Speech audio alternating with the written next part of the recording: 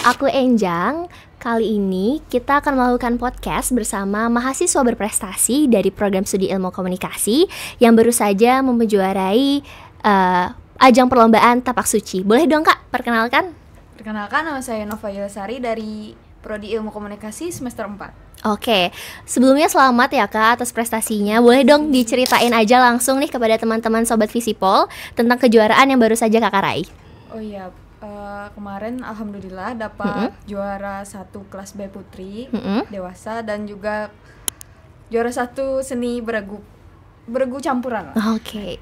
Sebelumnya selamat ya Kak sekali lagi. Nah, boleh dong Kakak ceritain sejak kapan Kakak tertarik di dalam dunia tapak suci? Sejak kelas SMP kelas 3. Itu asalnya gimana? Kayak dari diri sendiri kah atau karena ikut ekstrakurikuler? Awalnya itu nggak ada minat, tapi ada teman yang ngajak ikut, ayo coba aja jarnya. It's okay. Bahasa Banjarnya aduh. Ya kita nggak apa-apa, kita Sobat Visipol UMP, it's okay. Jadi dari situ ikutlah aku jadi ekstrakurikuler. Iya, awalnya enggak. Kelas terpisah gitu dari sekolah, oke. Udah terus ikut latihan dan sampai sekarang masih ikut. Oke, berarti itu dari kelas berapa tadi? Kelas 3 SMP sampai sekarang di dalam kelas yang sama? Ya. Oke, begitu. Selanjutnya kalau misalkan tadi berarti Kakak tapak suci itu udah menjadi bagian dari diri Kak Nova ya sejak dulu gitu. Boleh dong dari Kakak sendiri tapak suci itu apa gitu? Dari maksudnya menurut Kakak gitu. Penting sih buat saya. Sudah menjadi bagian diri sendiri. Ya, selain itu buat prestasi-prestasi juga banyak di situ. Berarti sebelum yang kejuaraan kemarin udah sering? Sudah sering, alhamdulillah. Kira-kira berapa sering Kak?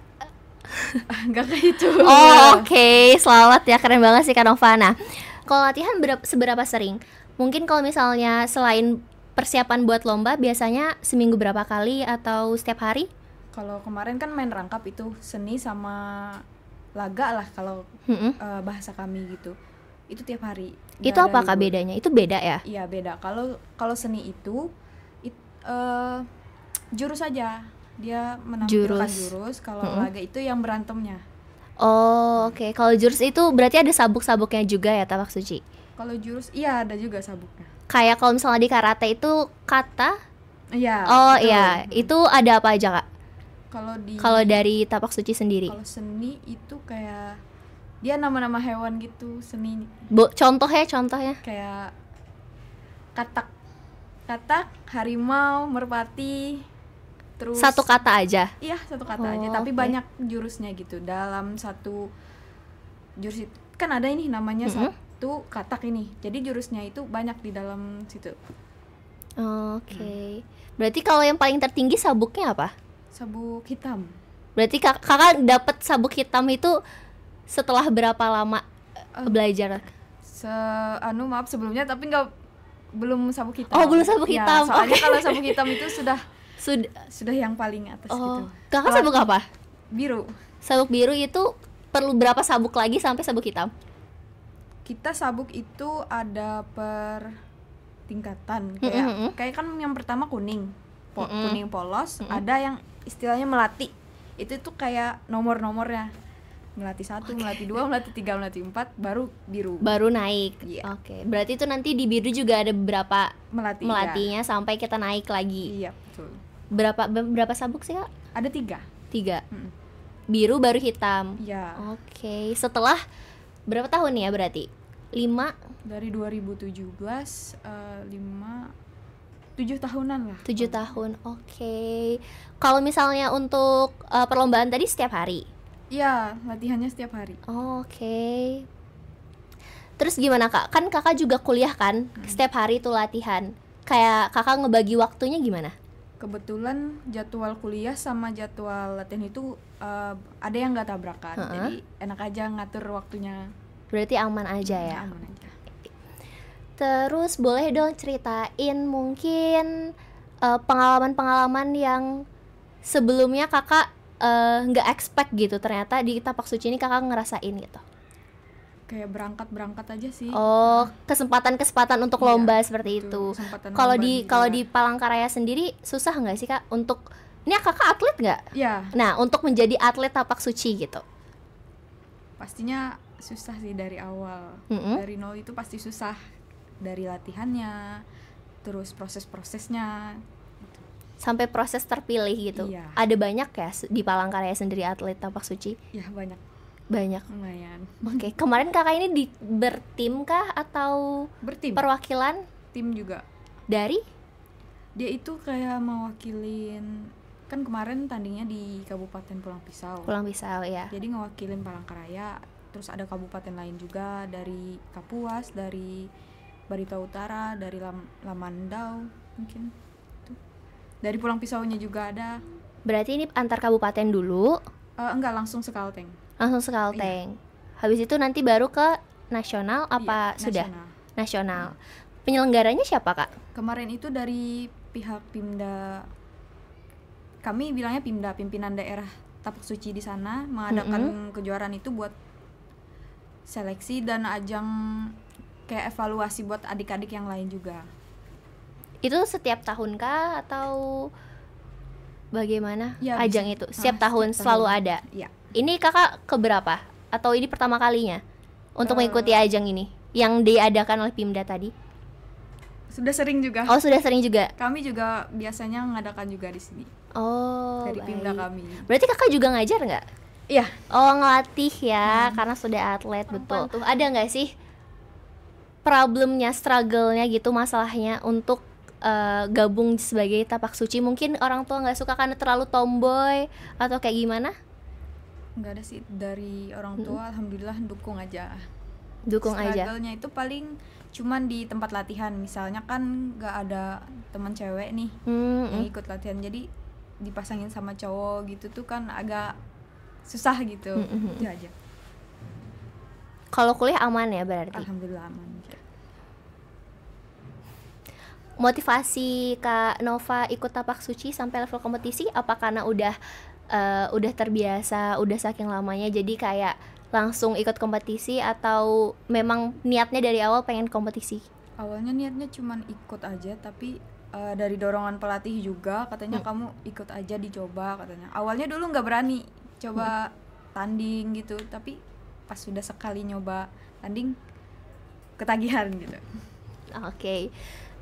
Momen ada nggak momen selama mungkin kompetisi atau selama kakak ada di tapak suci yang nggak pernah terlupakan gitu?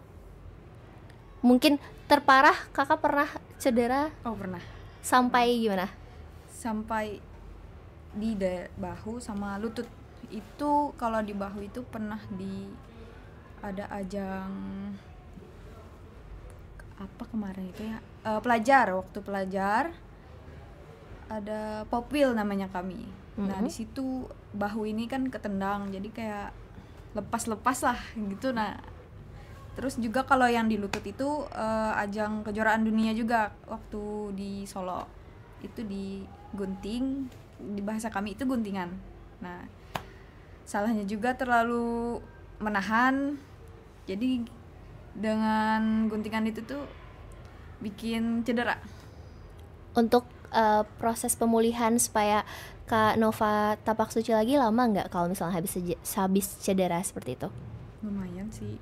Berarti rest dulu ya? Kadang itu restnya cuman seminggu atau enggak beberapa hari terus latihan lagi. Oke. Pasti ada nggak sih Kak kalau misalnya kan udah lama banget nih dari kelas 3 SMP, ada momen bosen, kewalahan gitu, gimana Kak Nova mengatasinya? Pernah sih bosan sampai berapa bulan ada nggak latihan.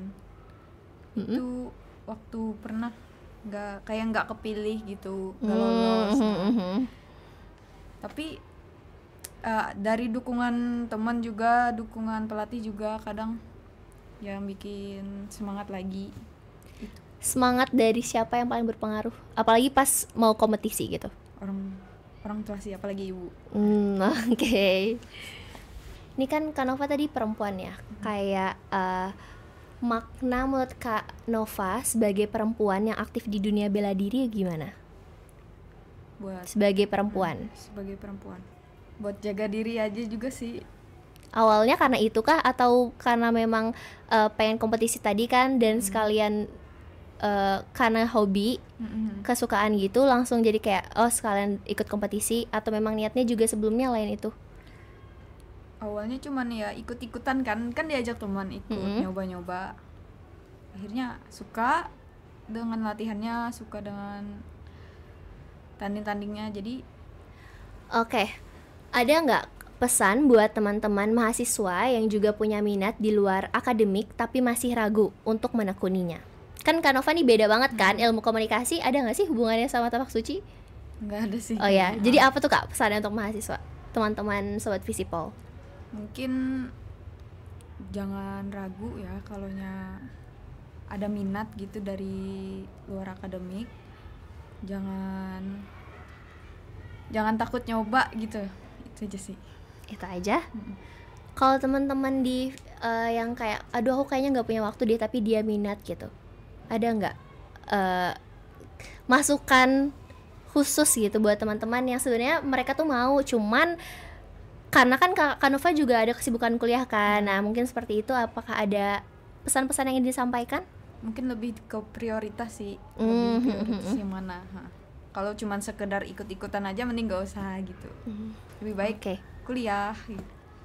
Kalau Kak Nova sendiri pasti kuliah kan prioritasnya, betul. Gitu ya teman-teman. Selanjutnya ini satu kata deh Kak. Satu kata kunci tentang perjalanan hidup Kak Nova sampai saat ini itu apa dan kenapa? Mungkin juga bisa berhubungan dengan tapak suci. Mungkin 2 kata sih. Boleh. Percaya proses. Oke Sobat Visipol, jadi itu tadi podcast kita bersama Kak Nova, yang mana Kak Nova merupakan mahasiswa Prodi Ilmu Komunikasi yang menjuarai kelas B Putri Dewasa dan juara 1 Seni Beregu Putri Tapak Suci. Sekian dan terima kasih, sampai jumpa.